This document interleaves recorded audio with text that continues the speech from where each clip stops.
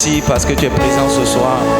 Tu prends le contrôle de ce moment et tu nous donnes ta pensée pour ce soir.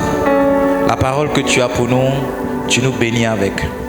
Et tu nous donnes de partir ici dans la victoire. Nous croyons une chose, c'est que nous sommes exaucés pour les 4 points de prière que nous avons élevés. Mais nous savons que ta prière encore, ta parole viendra encore ce soir pour bâtir notre foi et nous donner d'être équipés à nouveau. Merci des clés que tu vas nous enseigner ce soir. Merci des principes que tu vas nous libérer ce soir. Merci parce que tu vas mettre en notre possession l'épée de la parole avec laquelle, Papa, nous pourrons nous défendre, avec laquelle nous pourrons ouvrir des chemins, des sentiers pour nous épanouir dans notre destinée au nom puissant et merveilleux de Jésus. Amen. D'accord, par la grâce de Dieu, on a atteint 30 000 vues sur YouTube. Est-ce qu'on peut acclamer le Seigneur très fort? Est-ce qu'on peut bien acclamer le Seigneur? On a eu 30 000 vues sur YouTube. C'est juste extraordinaire. Amen. En début d'année, nos comptes Facebook ont été attaqués, mais Dieu nous a permis de nous concentrer sur YouTube. Et là-bas, on a eu 30 000 vues. On a eu pratiquement plus de 300 nouveaux abonnés cette année. C'est vrai que ça ne va pas comme pour les autres, mais c'est beaucoup pour nous. Alléluia. Et je crois que c'était hier ou ce matin, le pasteur Charles m'a demandé les liens des enseignements. Et j'étais un peu fier de lui envoyer les liens YouTube quand je sais la qualité de l'image qu'on a là-bas. Et ça m'a béni. On a tellement de témoignages, des gens qui nous écoutent à travers le monde entier. La dernière fois, j'ai partagé un témoignage au pasteur Anissé, quelqu'un qui nous suit depuis 6 mois au Gabon. On a vraiment de plus en plus de témoignages comme ça. Et je veux qu'on puisse produire du contenu. Ok? Donc maintenant, les prédications sont précédées des temps de prière. Donc il faut faire un visuel pour dire temps de prière. Ok? Et puis, il faut toujours prendre le temps de prière, ne serait-ce que l'audio, la vidéo et l'audio. Parce qu'avec ce même temps de prière, quand il n'y a pas de daily bread, on peut donner aux gens pour prier. D'accord? Par exemple, le temps qu'on a conduit ce matin, si on met dans le groupe, ça va aider d'autres personnes. Il y a des gens qui ne prient pas tant qu'ils n'ont pas entendu ma voix. Amen. Ce que je dis, c'est vrai, mais c'est faux. Il y a des gens, c'est qu'ils entendent ma voix, qui se sentent inspirés. Donc, si je ne peux pas être là physiquement pour dire bienvenue à Daily Bread, nous sommes ici pour prier, on peut mettre un audio, c'est toujours ma voix qui parle. Amen.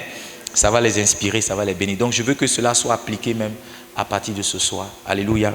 Que Dieu nous bénisse. Quelqu'un est content d'être là. Quelqu'un est béni d'être là ce soir. Amen. Donc, écoutez, Jésus a dit, ma maison sera appelée quoi? Une maison de prière. Donc, une chose principale qu'on fait à l'église, c'est prier. On ne peut pas venir et puis, Dieu m'a dit, je suis intéressé par le bien, par le besoin de mes enfants.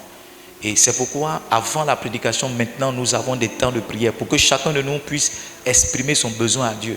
Pour que chacun de nous puisse élever une prière. Okay? En général, on prie pour que le culte soit bon, on prie pour que la parole vienne. Mais alors que nous sommes venus devant le Seigneur avec un problème que nous avons dans le cœur. Et ces plafonds-là nous sont faits pour que Dieu puisse agir en retour. Alléluia. Donc, attachez vos ceintures parce qu'on va prier. Pour le temps qui me reste, je veux parler avec vous ce soir sur la force de la foi. La force de la foi. La force de la foi. Quand vous lisez la Bible, vous allez vous rendre compte que le Seigneur parle très souvent avec des images. Amen. Il parle avec des images. Jésus parle en parabole. La Bible dit qu'il leur raconta une parabole pour leur montrer qu'il faut toujours prier et ne point se relâcher. Quand Jésus voulait expliquer un certain nombre de choses à ses disciples, il y a des images qu'il utilisait. Quand il voulait parler de la parole, il a utilisé l'image du semeur. Il dit un semeur est sorti pour s'aimer. C'est pas ça? Donc le Seigneur parle très souvent par des images. Et par exemple, quand il parle de la foi, ok, il présente la foi dans le livre de Éphésiens, le chapitre 6, je crois que c'est le verset 16, il présente la foi comme un bouclier. C'est pas ça? Il présente la foi comme un bouclier. Quand vous lisez Éphésiens, le chapitre 2, le verset 8, la foi est présentée comme une monnaie. Il dit, vous êtes sauvés par la grâce, vous êtes sauvés. C'est par la grâce que vous êtes sauvés, mais au moyen de la foi. Ce soir, je vais vous présenter une autre image de la foi. Si vous connaissez la foi comme un bouclier, si vous la connaissez comme une monnaie, je vais vous présenter la foi comme une force. Comme quoi? Une force. Et j'ai appris cela du bishop Oyedepo, David Oyedepo. Il dit, faith is a living force drawn from a living word to produce living fruits. Ça veut dire en français que la foi est une force tirée d'une parole vivante. Ok? La foi est une force vivante tirée d'une parole vivante pour produire des résultats vivants. Et Dieu fait grâce, nous sommes dans l'église des vivants. Amen. Amen. Donc, l'homme de Dieu nous présente la foi comme une force. Et vous savez, une force, comment est-ce qu'on peut définir la force? Le dictionnaire va nous aider. La force,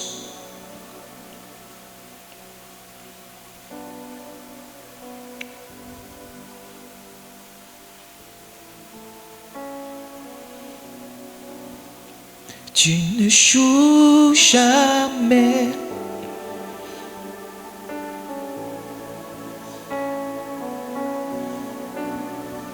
Emmanuel. La force, c'est une puissance, ok, d'action physique. C'est comment une puissance d'action physique. Est-ce que le dictionnaire dit? La force, c'est une puissance d'action physique. Au sens individuel, puissance d'action physique. Force physique ou bien force musculaire. Ok? Donc quand on dit que la foi est une force, ça veut dire que la foi est une puissance qui pousse un homme à l'action. Amen. La foi est quoi? Une puissance qui... Ça veut dire, écoutez-moi, ça veut dire que quiconque a la foi est un homme puissant. Dans le règne de l'esprit, quand vous possédez la foi, vous validez un type de puissance dont vous êtes revêtu. Dans le règne de l'esprit, un homme qui a la foi est un homme fort, est un homme puissant. Un homme qui croit en Dieu est revêtu d'une puissance. C'est pourquoi Jésus va faire comprendre à Pierre que lorsqu'il a été réclamé par Satan, la chose qu'il a faite, ça a été de prier pour lui afin que sa foi ne défaille point. Parce qu'en réalité, comment on peut opposer à Satan notre foi uniquement? Si la foi n'est pas une puissance, le Seigneur Jésus n'aurait pas prié pour que pour que la foi de Pierre ne défaille point et qu'il oppose justement cette foi-là à Satan. Ça veut dire que quiconque a la foi est revêtu d'une puissance. Le message sur la réclamation, ton cœur ne doit plus battre lorsqu'on prêche le message quand tu crois. Arrivé un moment, tu dois croire que tu es délivré. Arrivé un moment, tu dois croire que le mauvais nom qu'on t'a donné au village n'influence plus ta vie. Tu vois, il y a certains pasteurs qui sont d'obédience ou bien d'origine musulmane, mais qui ont gardé leur nom musulman parce qu'ils sont parvenus à croire que le nom là n'agit plus sur leur destinée. Quoi qu'on dise que le nom agit sur la destinée, ils croient que les forces de réclamation ne sont plus efficaces pour eux. Pourquoi? Parce que leur foi a une puissance qui est venue annuler cette puissance de Satan. Donc, quiconque a la foi est revêtu d'une puissance. Yes. Quiconque a la foi est revêtu d'une puissance. Maintenant, suivez-moi. Dans le règne de l'esprit, il y a deux modes par lesquels on opère. Est-ce que vous êtes ici? Il y a combien de modes? Il y a ceux qui opèrent par l'onction et il y a ceux qui opèrent par la foi.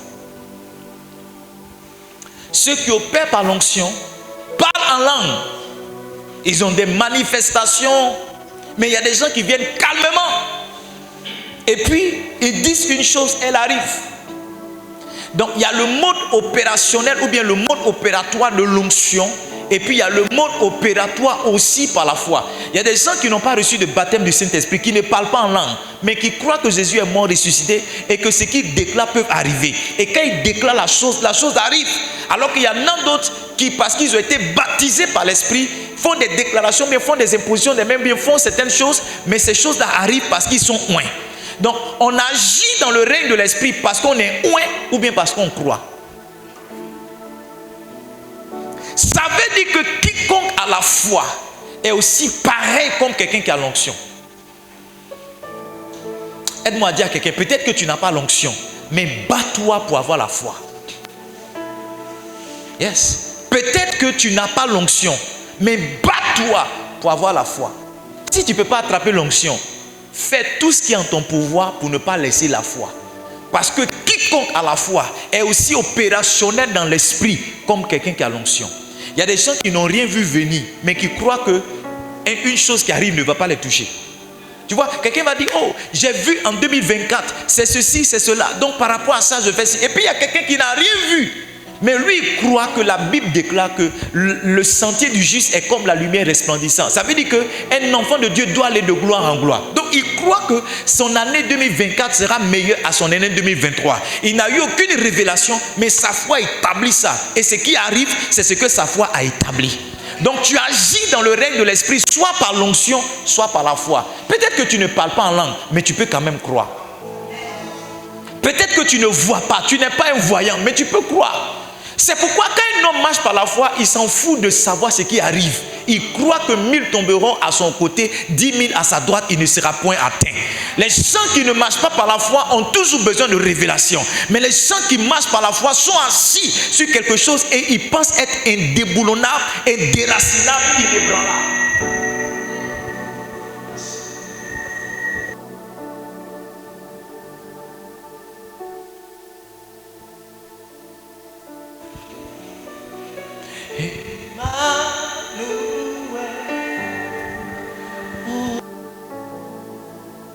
Ma délivrance, tu n'échoues jamais. Yes. Est-ce que je peux avancer? Est-ce que je peux avancer? Donc ce soir, je veux parler avec toi très rapidement de la force de la foi.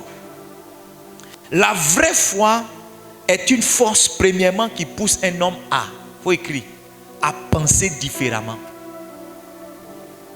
Quand un homme est rempli de la puissance ou de la force de la foi, il pense différemment.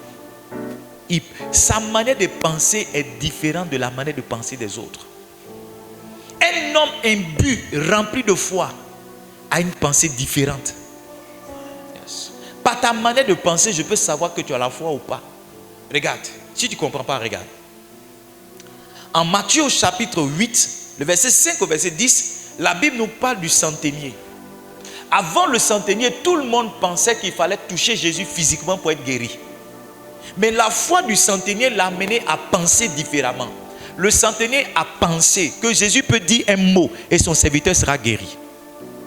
Le centenier a pensé que Jésus n'a pas besoin de se déplacer pour que son serviteur soit guéri. Le centenier a pensé que la guérison de son serviteur peut venir autrement. Quand un homme est rempli de foi, il pense autrement. Quand un homme est rempli de foi, sa manière de penser diffère de celle des autres. Écoute-moi bien, ce n'est pas l'obstacle qui est le problème, c'est ta manière de penser qui est figée. Si tu ne peux pas gravir la montagne, tu peux la contourner. Si tu ne peux pas contourner la montagne, tu peux la percer.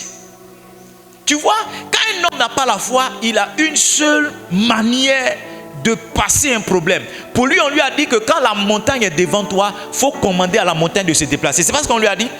On dit quand la montagne est devant toi, dis à la montagne, ôte-toi de là.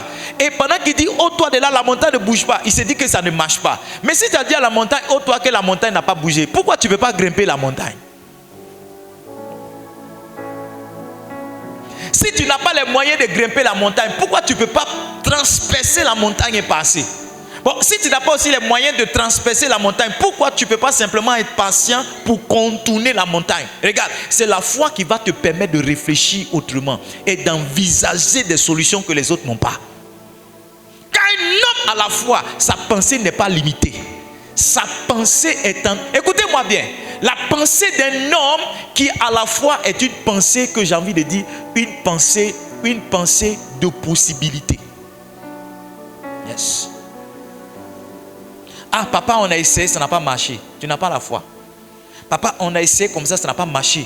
Mais on a pensé qu'on pouvait faire comme ça. Et quand on a essayé, ça a pris. Quand on a essayé, ça a pris. Yes. Un jour, j'ai dit à mes enfants de la com, mais quand on fait nos directs, puisqu'on n'a pas une bonne connexion ici à Dabo, quand on fait nos directs sont bizarres. Le son est bizarre, la qualité de l'image est bizarre. Je leur ai dit, mais Et ce que vous filmez là, vous filmez en 4K, c'est bon, non? Ils disent oui. J'ai dit, mais pourquoi on ne peut pas prendre ça, ajouter les versets et publier ça sur YouTube? Pourquoi on ne peut pas faire ça? Ça va nous coûter combien? Rien, c'est seulement une connexion. Aujourd'hui, on a 30 000 vues là. Et on a des gens qui nous suivent à travers le monde.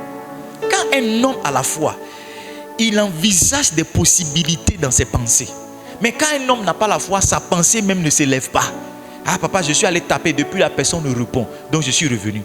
Personne ne répond, tu peux casser la porte. Hello, tu n'as jamais pensé à ça. Personne ne répond, mais tu peux sauter la clôture, mais tu ne peux pas sauter la clôture. Non, comme personne ne répond, donc tu vas passer à côté de ton miracle, tu vas passer à côté de ta visitation. Moi, je refuse d'avoir la pensée limitée. Hein?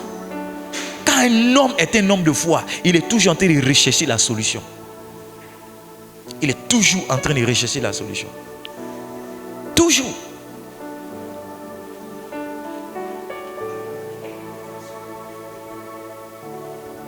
Emmanuel, tu es roi. Emmanuel, tu es roi. Tu es roi, tu es roi. Oh, tu es roi, roi des rois. Tu es roi, tu es roi. Oh, tu es roi. Regarde, la femme qui perdait le sang, elle est passée par les mains de plusieurs médecins. Certains parmi nous, on prie, on voit le pasteur, on dit pasteur, prie pour moi, je vais à l'hôpital. Ou bien tu pries sur ton thermomètre, c'est pas ça, pour que en utilisant le thermomètre, tu sois guéri. Mais la femme là, elle a pensé que en touchant le vêtement de Jésus, elle peut avoir la guérison. Ah, la médecine nous enseigne que tu dois aller voir un médecin, c'est pas ça? Tu dois t'asseoir à la salle d'attente, hein? Salle des patients. On doit te prendre, comment on appelle ça? On doit te les constances, c'est-à-dire ta température, on doit te prendre les constances. Après, tu dois aller voir le médecin. Il va te consulter. Et par rapport à ce que tu vas dire, il va te faire une prescription de médicaments que tu vas acheter à la pharmacie. Tous ces processus-là, une femme a dit, je suis passée par là, je n'ai pas eu la guérison. Elle a pensé. Elle a pensé que si elle peut toucher le vêtement de Jésus, elle peut être guérie. Quand un homme est un homme de foi, son esprit va chercher dans l'esprit. Qu'est-ce qu'il est possible de faire? Qu'est-ce qu'il est possible de faire? J'ai essayé, ça ne va pas marcher. Je vais abandonner? Non, je ne vais pas abandonner. Je vais aller réfléchir pour voir comment on peut faire la chose. Ou bien, qu'est-ce que je peux essayer pour que ça réussisse? Ça veut dire qu'un homme qui est un homme de foi ne s'arrête pas devant un échec. Maman, si tu pensais autrement, hein, si tu pensais autrement, peut-être que ta vie serait encore plus facile. Si tu pensais autrement, tu ferais le ministère autrement. Yes. Si tu réfléchissais autrement, tu ferais le ministère autrement. Écoutez-moi bien, il n'y a aucun obstacle qui est un obstacle permanent. Il y a des gens qui ont l'incapacité de réfléchir différemment. Écrivez ça quelque part et mettez-moi ma photo dessus. C'est-à-dire, il n'y a aucun obstacle qui est un obstacle permanent. Et il y a seulement des gens qui refusent de réfléchir différemment. Il n'y a aucun obstacle. Quand on dit ça là, ça ne bouge pas. Ça là, ça ne va pas réussir. Il n'y en a pas. Il y a des hommes et des femmes qui ont l'incapacité de réfléchir différemment. Sinon, les hommes seraient limités à... Écoutez-moi bien, si on est là aujourd'hui, c'est parce que nos parents ont vécu certains obstacles. À l'époque, aucun homme ne se déplaçait à voiture. Les plus riches avaient des chevaux. Mais il y a des gens qui ont réfléchi, qui ont dit non. Il faut qu'on soit capable d'inventer quelque chose qui va plus vite qu'un cheval. Et aujourd'hui, on a une voiture. On a des gens qui se sont assis, qui ont réfléchi, qui ont dit non. Même aller en voiture, c'est plus loin. Il faut qu'on réfléchisse à quelque chose qui va aller dans les airs et qui va nous faire d'économie du temps. Ils sont venus avec un avion. Il n'y a pas un obstacle qui est un obstacle permanent. Il n'y a que des hommes qui sont là, qui ont l'incapacité de réfléchir différemment. Ce que tu fais qui ne marche pas, si tu changes ta manière de penser, tu vas voir la solution venir vers toi. Ce que tu fais qui n'avance pas, si tu changes ta manière de penser, tu vas voir la solution qui va venir vers toi. Ce que tu fais qui n'avance pas, si tu t'assois et que tu réfléchis différemment, tu vas voir la solution va venir vers toi. Un homme de foi est un homme qui pense différemment. Yes. Quand tu as la foi, tu ne réfléchis pas comme tout le monde. Tu ne penses pas comme tout le monde. Non, tu ne penses pas comme tout le monde. Tes pensées envisagent toujours la possibilité. Ça n'a pas marché, mais qu'est-ce qu'on peut faire? Ça n'a pas été, mais qu'est-ce qu'on peut faire? Yes. J'ai écrit ici, des pensées qui entrevoient toujours la possibilité.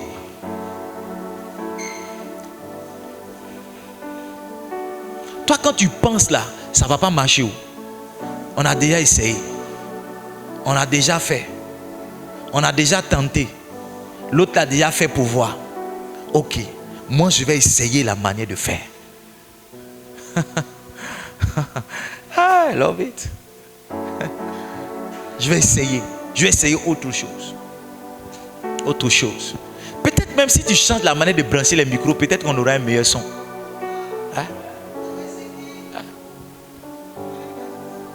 Non, il faut toujours mettre dans le trou qui est là. Et c'est l'autre trou là aussi pour voir.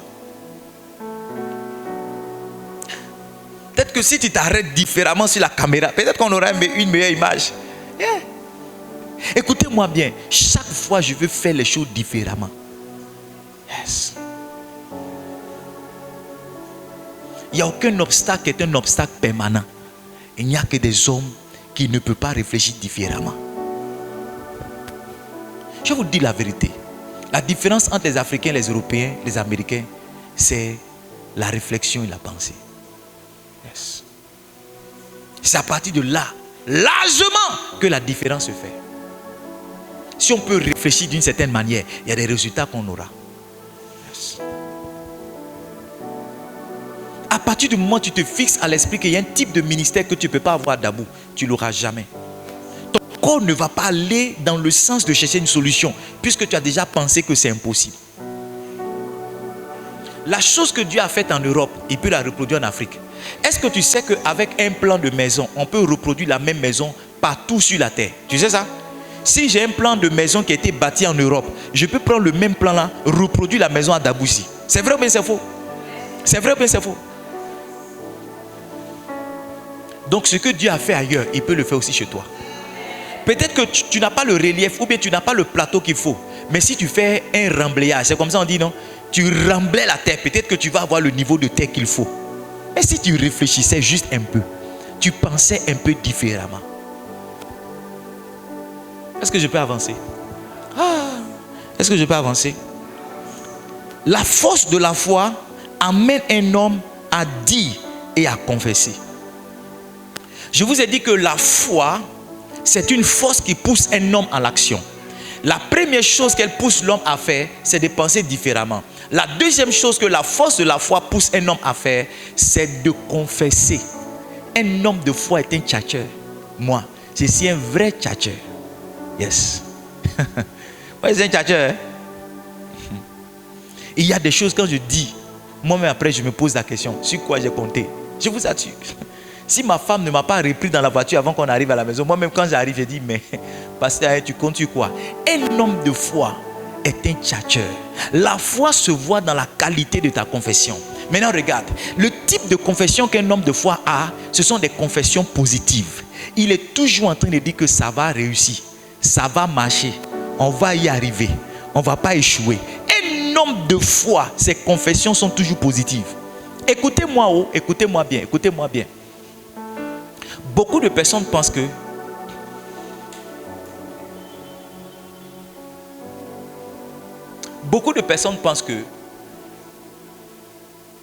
la pensée positive, beaucoup de personnes pensent que la pensée positive là, beaucoup de personnes pensent que c'est mondain, ça a été récupéré, c'est le monde qui a envoyé ça.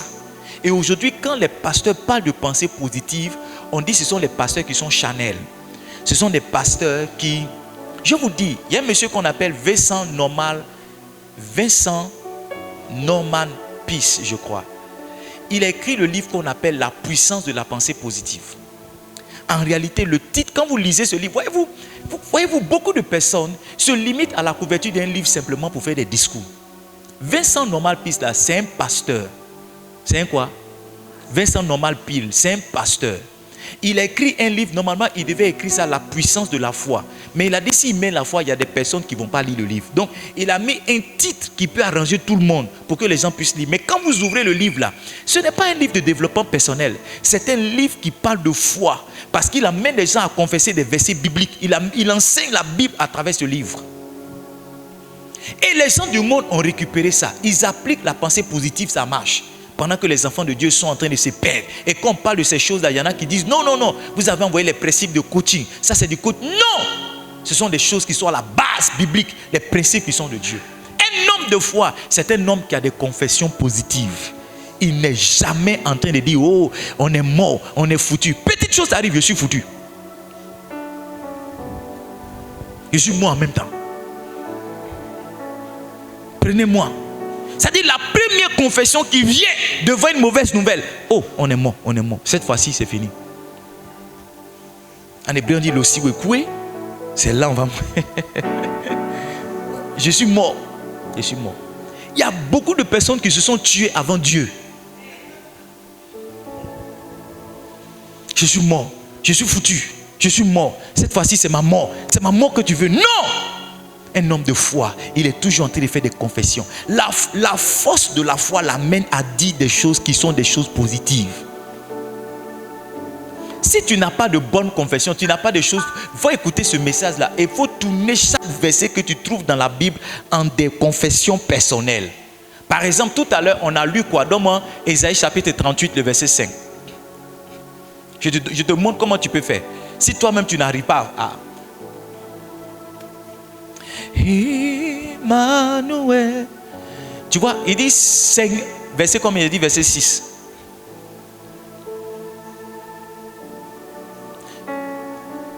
Par exemple, il dit je te délivrerai toi et cette ville de la main du roi d'Assyrie. Je protégerai cette ville. Tu peux tourner ce verset là en une confession personnelle pour dire je crois que l'Éternel me délivre, moi et ma maison, de la main de Satan. Je déclare que je suis protégé au nom de Jésus. Tu peux tourner ce verset-là en des confessions personnelles. Si toi-même tu n'es pas inspiré à faire des confessions. Mais un homme de foi, c'est un homme qui confesse toujours la positivité. Il n'est jamais dans la négation. Il y a des gens même qui n'ont jamais rien tenté, mais qui croient que tout ce qu'ils vont tenter ne va pas réussir. Ils n'ont jamais rien essayé. Mais se disent, oh, ça là, lui l'a déjà fait, ça ne va pas réussir. Non! Un homme de foi est toujours en train de confesser la positivité. Je ne sais pas où ça va me mener, mais je crois que. Je ne sais pas où ça va me mener, mais je sais que. Je ne sais pas où ça va me mener, mais je crois que.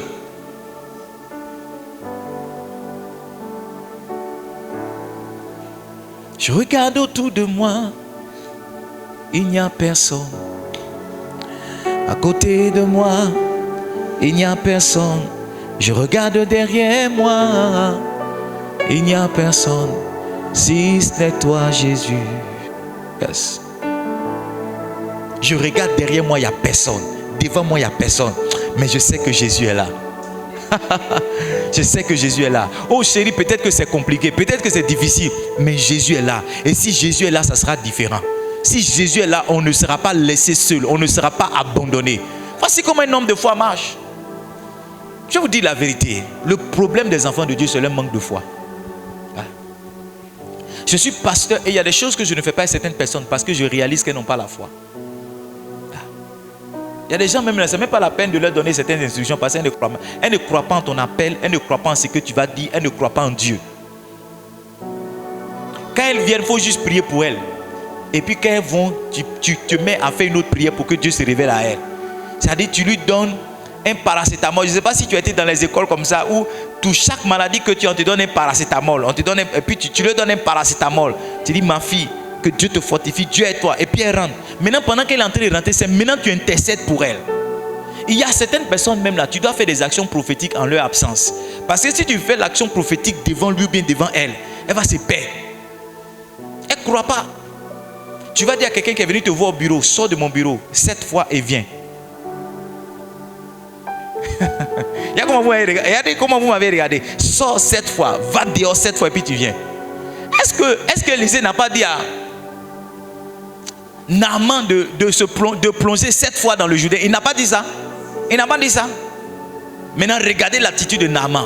Naaman n'a pas cru par terre. Naaman a dit, en Syrie, il y a des eaux qui ont plus de valeur que le Jourdain. Son serviteur lui a dit, mais si tu avais demandé quelque chose de difficile, tu aurais fait. Il dit, oui, Ali. Il dit, mais pourquoi tu ne fais pas ce qui est simple? Pourquoi tu ne fais pas ce qui est simple? C'est parce que Naaman n'a pas cru qu'il n'a pas fait. Il y a des gens qui ne croient même pas. Même en des actions prophétiques que tu es posé pour eux. Tu es obligé de faire l'action prophétique dans son dos. Parce que si tu fais devant lui, son incrédulité va inviter Satan et les démons à tout renverser. Écoutez-moi bien, chaque miracle vient avec la foi de l'homme. C'est pourquoi quelquefois avant que Jésus ne fasse des miracles, il a enseigné d'abord. Ou bien il a fait un petit miracle. Quand les gens ont cru, maintenant il a fait des plus grands miracles. Dieu est incapable d'agir dans la vie de quiconque est tenté de manifester l'incrédulité. Jésus lui-même, les partis de Nazareth, il n'a rien pu faire. Parce que la Bible dit que là-bas les gens étaient incrédules. Donc il y a certains il y a la foi, j'ai envie de dire la foi misérable de certaines personnes qui bloquent l'action de Dieu dans leur vie. Ceux-là, il faut leur donner paracétamol. Ma fille, va, que Dieu te fortifie. Mon fils, que Dieu te fortifie. Et puis tu pries pour lui sincèrement, que Dieu se révèle à lui. Je finis mon message. La foi, la force de la foi pousse un homme à l'action. Donc la première chose c'était quoi? La vraie foi vous pousse à faire quoi? Premier point, penser différemment. Deuxième chose, la deuxième chose que la foi vous pousse à faire, c'est de dire ou confesser positivement. Premier, c'est penser différemment. Deuxième, c'est confesser positivement.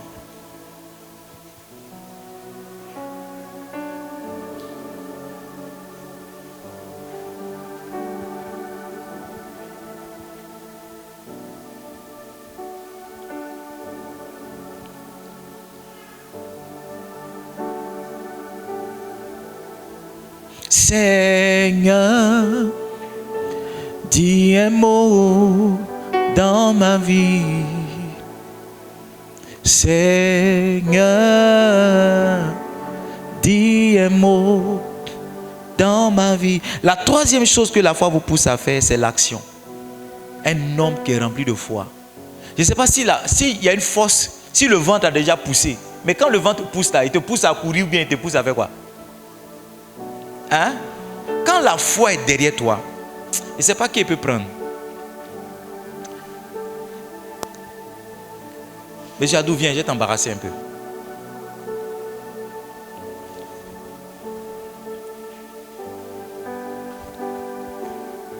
Cédric est là ce soir. Viens. Tourne-toi comme ça. Fais mon dos. Donne-moi, comment on dit?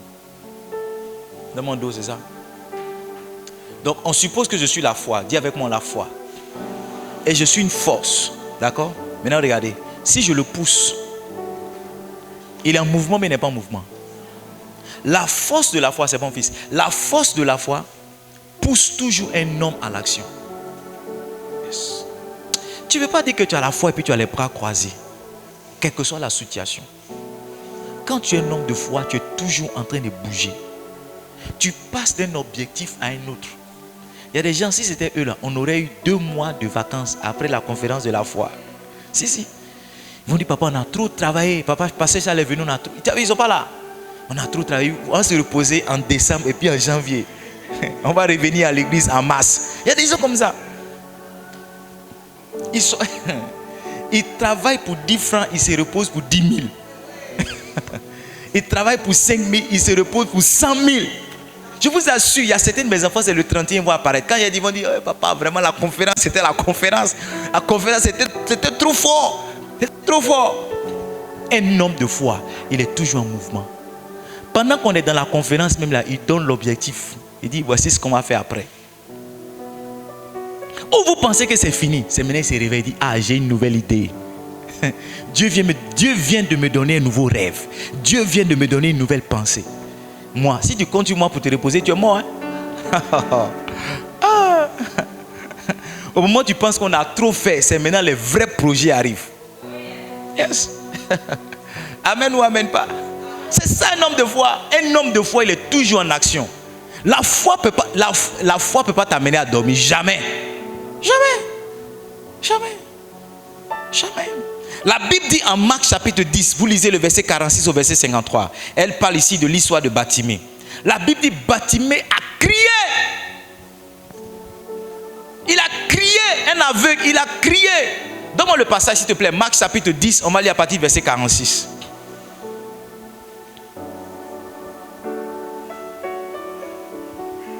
Ils arrivaient à Jéricho et lorsque Jésus en sortit avec ses disciples et une assez grande foule, le fils de Timée, Bartimée, mendiant aveugle, était assis au bord du chemin. Regarde comment la foi de Bartimée va se manifester. Il entendit que c'était Jésus de Nazareth. Il se mit à crier, fils de David, aie pitié de moi.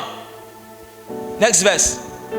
Plusieurs le reprenaient pour le faire taire, mais il cria beaucoup plus fort, fils de David, aie pitié de moi. Ah. Quand tu es un homme de foi, tu ne peux pas te taire. Quand tu es un homme de foi, tu ne peux pas t'asseoir. Imaginez que Bartimée ne soit pas aveugle. Déjà dans sa cécité, il s'est mis en mouvement. Quand on a dit viens, la question que je me pose, qui lui a dit, qui l'a aidé à se lever? Donne-moi le verset qui suit. Jésus s'arrêta et dit appelez-le. Il appelait en lui disant prends courage, lève-toi, il t'appelle. Verset 50. L'aveugle jeta son manteau et se leva d'un bond vers Jésus. C'est un peu comme s'il voyait. C'est un peu comme s'il voyait. Je ne sais pas, tu es un aveugle. Où est-ce que Jésus se trouve? La Bible dit qu'il se leva d'un bond. Quand tu es un homme de foi, tu es toujours dans la spontanéité. Tu es toujours dans la promptitude. Un homme de foi n'est pas nonchalant pour dire allô papa, il est 7h, il est 8h. Quand tu te lèves de ton lit, tu te lèves comme un militaire. Tu te lèves comme un soldat. Yes. Tu ne peux pas être un homme de foi, tu es comme une feuille. Tu es nonchalant. Tu ne vis pas. Dès qu'on te dit bonjour, tu dis on n'a pas encore mangé. La facture n'a pas encore été payée. Le loyer même, ça fait 2 mois, on ne paye pas. C'est une nouvelle qui est là. Mais quand tu es un homme de foi, tu es toujours dans la promptitude. Maintenant, écoutez ceci.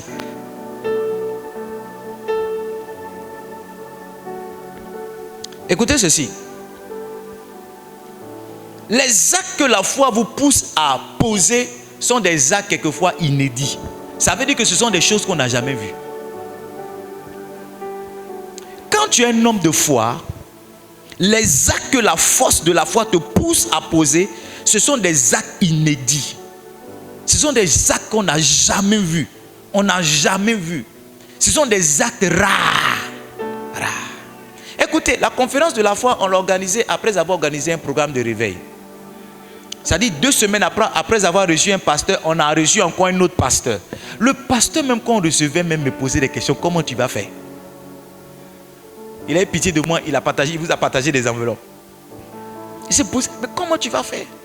J'ai dit, on vient d'avoir l'appel quand on reçoit le pasteur Charles. Comment tu vas faire? Quand tu es un homme de foi, tu poses des actions inédites. Regarde. Si les gens n'ont pas contesté tes actions, c'est que tu n'as pas la foi. Si on n'a pas contesté ton action, c'est que ton action n'est pas une action, c'est pas une action de foi. Quand j'ai crié, mon Dieu m'a entendu. Mon Dieu m'a répondu. Son nom c'est Elishama. Si on n'a pas contesté ton action, c'est que tu n'es pas une action de foi. Si on n'a pas contesté ton action pour dire non, qu'est-ce qu'il veut faire même? Ce n'est pas une action de foi. Souvent je me pose la question, je me dis c'est quel courage j'ai eu. Et puis j'ai mis une bâche devant la maison ici, puis j'ai mis Livingstone Calling International. Culte mardi soir de 18h30 à 20h30 et puis dimanche de 9h à midi. Je me pose toujours la question, qu'est-ce qui m'a pris par la tête? Qu'est-ce qui m'a pris par la tête? Aujourd'hui, par la grâce de Dieu, c'est tout un témoin. Mais je me dis, la première fois là, quel courage même j'ai eu pour monter sur table, pour pointer la bâche là. Je me pose la question, qu'est-ce qui m'a pris? Parce que je vous assure, si je devais reprendre, ce n'est pas sûr que j'aurais eu le même courage. Si ton action n'est pas contestée, c'est que ce n'est pas une action de foi. Parce que l'action de foi est toujours inédite. C'est toujours au-delà de ce que les gens ont l'habitude de voir et de faire. Parce que je ne sais pas si tu prends ces paroles-là. L'action de foi est toujours une action inédite. Elle est toujours différente de ce que les gens ont l'habitude de voir et de faire. Yes. Si on ne t'a pas réprimandé, c'est que ton action n'est pas une action de foi. Écoute-moi bien, quelquefois même ton père spirituel aura tendance à te réprimander pour une action que tu veux poser. Yes. On ne cite jamais son papa dans un mauvais exemple. Mais laissez-moi faire une exception. La deuxième fois quand on reçoit le pasteur Charles, j'appelle mon daddy. J'ai dit, papa, on reçoit le pasteur Charles à Tukwasi. Il dit, ah, c'est bien, c'est bien. J'ai dit, mais il vient avec une délégation de 8 personnes. Il dit, quoi? J'ai dit, oui, il vient avec 8 personnes. Il dit, mais il va vous tuer. J'ai dit, pourquoi, papa? Il dit, mais vous allez faire comment? Loger 8 personnes. Après, trouver une enveloppe. Comment vous allez faire? Pendant que papa parlait, j'ai dit, papa, moi, je ne crois pas que le pasteur Charles va venir et puis Dieu ne va pas me donner l'argent pour m'occuper d'eux. Mon papa s'est tué dans le téléphone. Il a arrêté de parler. Il respirait. Vous savez ce qu'il m'a dit? Il dit, mon fils, j'aime ta foi. Il dit, j'aime ta foi. Il dit, j'aime ta foi. Il dit, moi-même, je viens pour te soutenir. Je vais demander au trésorier de faire un petit dépôt pour te soutenir. Mon papa m'a dit, il aime ma foi. Si on ne t'a pas réprimandé. Tu sais, la Bible dit que quand David est parti sur le champ de bataille, son grand frère Eliab l'a réprimandé. Il dit, je connais ta malice et l'orgueil de ton cœur. Tu es venu ici, c'est pour faire quoi? La Bible dit qu'il a simplement détourné son regard. Il a dit, hey, le roi va donner quoi à celui qui va tuer le gars? Et puis on a continué de lui parler. L'histoire nous raconte que c'est ce monsieur-là qui a renversé Goliath. Quelquefois, les gens vont prendre ta foi pour de l'orgueil. Ils vont prendre ta foi pour, oh, il a envie de se faire voir. Non. Si on ne t'a pas réprimandé pour quelque chose que tu es sur le point de faire, c'est que tu n'as pas la foi. C'est pourquoi si vous êtes ici, que vous êtes un père spirituel, souvent là, allez-y interroger Dieu pour une action de votre fils. Sinon vous allez vous planter. Parce que la foi réelle d'un homme l'amène toujours à poser des actions inédites. Ça veut dire des actions qu'on n'a pas vues ou qu'on n'a pas l'habitude de poser. Donc c'est que, écoutez-moi, l'erreur que beaucoup de personnes font, c'est qu'ils se prennent eux-mêmes pour la mesure des autres. Donc ce qu'ils n'ont pas pu faire, ils se disent que les autres ne peuvent pas faire. Ah, vous n'avez pas compris. C'est-à-dire que quelquefois, les gens s'apprécient par rapport, les gens vous apprécient par rapport. Tu vois, si quelqu'un est parti au CP1 à 6 ans, quand toi tu vas vouloir aller à 4 ans, il va te dire non, ça ne peut pas réussir. Pourquoi? Parce que lui, il estime que s'il n'a pas réussi à 5 ans, toi tu ne peux pas réussir à 4 ans. Donc il te mesure, il t'apprécie par rapport à lui-même. Alors que lui n'est pas le baromètre. Donc quand tu veux tenter quelque chose que lui, il a tenté et qu'il a échoué, il commence à te réprimander. Qu'est-ce que tu veux dire par là? Moi, je n'ai pas réussi, ce n'est pas toi qui réussiras. J'ai dit, si on n'a pas réprimandé ta foi, c'est que ce n'est pas une réelle foi. Si c'est que tu veux poser là, il n'y a pas quelqu'un qui s'est levé pour dire, tu es dit quoi? C'est que tu n'as pas encore la foi. Tu n'as pas encore la foi.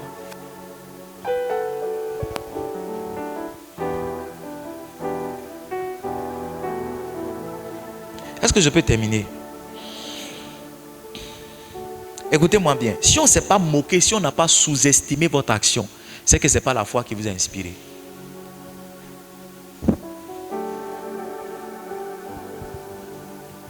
J'ai dit quoi? Si on ne s'est pas moqué, la Bible dit, quand vous lisez le livre de Néhémie, je n'ai plus la référence exacte, je peux la trouver si vous voulez.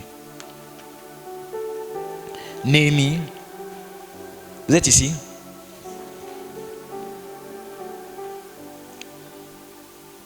Je ne saurais jamais, tu es le Dieu tout-puissant. Je te servirai, je te servirai, je te sacrifierai jamais. Tu es le Dieu tout. Néhémie chapitre 2, verset 19. Néhémie chapitre 2, verset 19. Il y a autour de moi des voix qui m'empêchent de t'invoquer. Oh, Fils de Dieu, yes. Seigneur, combattez-moi, je crierai encore plus fort. Yes. C'est toi seul qui peut me. La Bible dit, Sambala le Horonite, Tobija le serviteur ammonite et Guichem l'arabe, en étant informés, viens au verset 18 d'abord, viens au verset 18. I like this one. Je leur racontais comment la bonne main de Dieu avait été sur moi et quelles sont les paroles que Dieu m'avait adressées. Il dit, levons-nous et bâtissons. Il s'est fortifié dans cette bonne résolution. Donc quand Néhémie a dit, levons-nous et bâtissons, quand ils ont commencé à bâtir, la Bible dit, Verset 19 maintenant. Sambala le Horonite, Tobija le serviteur ammonite et Gesem l'arabe, en étant informés, se moquaient de nous et ils nous méprisaient. Il dit, que faites-vous? Vous vous révoltez contre le roi. Si ce que tu fais, les gens ne rient pas de ça, c'est que ce n'est pas la foi qui te conduit. J'ai dit, si ce que tu fais, les gens ne sous-estiment pas, c'est que ce n'est pas la foi qui te conduit. Si ce que tu es en train de faire, on n'a pas ri. Quand j'ai commencé le ministère, il y a beaucoup de mes parents qui étaient devenus mes correcteurs. Quand je fais quelque chose, je dis, mais pourquoi? Il y a quelqu'un qui m'a dit une fois, mais pourquoi tu as baptisé une personne alors qu'elle a donné sa vie à Jésus hier? Il y a quelqu'un qui m'a dit, mais pourquoi tu écris Dieu avec D majuscule et puis le reste, ça c'est minuscule? Pourquoi tu n'écris pas D avec D majuscule, I majuscule, E majuscule, U majuscule? J'ai dit, dans la Bible, on écrit Dieu, D majuscule, I, E, U. Si tu lisais, tu vois, tout le monde devenait mon correcteur. Quand il fait quelque chose, on dit, mais qu'est-ce que tu fais? Pourquoi tu ne fais pas comme ça? Pourquoi tu ne fais pas comme ça? Pourquoi? Aujourd'hui, maintenant, je suis l'intercesseur. On m'envoie sujet pour dire, pasteur, est-ce que tu peux prier pour moi et pour ma famille? Et comme ça, quand tu commences, quand c'est la foi qui te pousse, tout le monde dit, oh, ça ne va pas aller loin. Ah, ça ne va pas aller loin. Non, il faut se fermer 2 jours là. Qu'est-ce qu'ils sont en train de faire? Ils vont fermer 2 jours là. Il y a beaucoup de personnes qui ne m'ont pas dérangé quand j'ai commencé à crier dans le quartier. Vous savez pourquoi? Parce qu'ils se disaient que je n'allais pas faire 1 an. C'est quand ils ont commencé à vous voir venir qu'ils ont dit non, il fait du bruit, hein? Il bruit il y a longtemps, il fait le bruit. Mais sauf qu'ils se sont dit que ça ne va pas durer. Ça ne va pas durer. J'ai dit, si on n'a pas sous-estimé l'action que tu es en train de poser, c'est que ce n'est pas la foi qui te conduit. Demandez-moi aujourd'hui où il y a eu la force pour faire tout ça. Je vous dirai que c'est la foi. Je ne sais même pas quelle force m'a poussé à poser ces actions. Aujourd'hui, je peux dire qu'en réalité, c'est la foi. C'est la foi. C'est la foi. Quand j'ai crié, mon Dieu m'a entendu. Les tiens de m'a prié. Mon Dieu m'a répondu. Son nom c'est Elishama.